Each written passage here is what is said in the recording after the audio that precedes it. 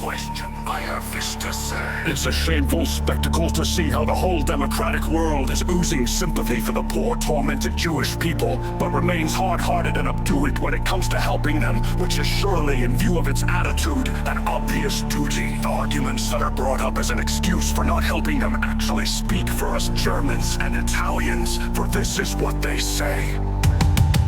1.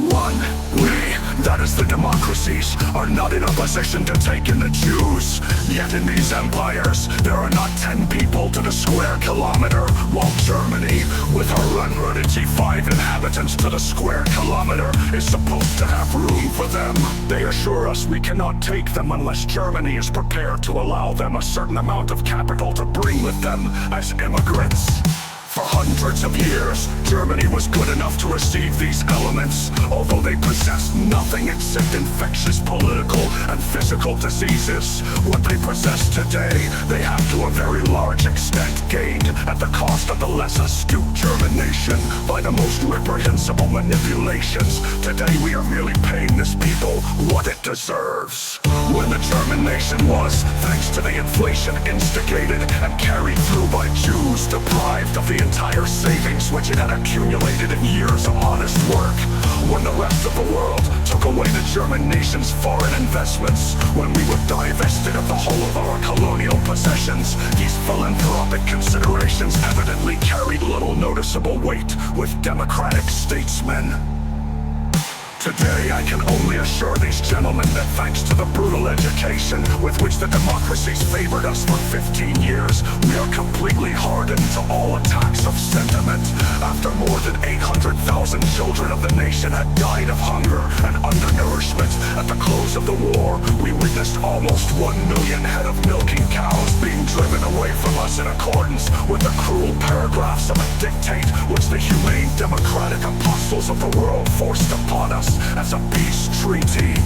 We witnessed over 1 million German prisoners of war being retained in confinement for no reason at all for a whole year after the war was ended.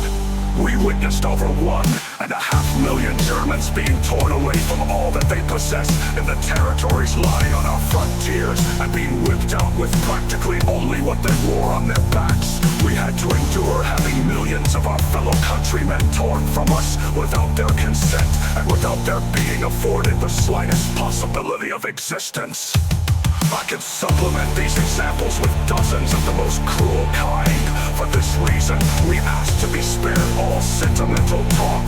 The German nation does not wish its interests to be determined and controlled by any foreign nation. France to the French, England to the English, America to the Americans, and Germany to the Germans.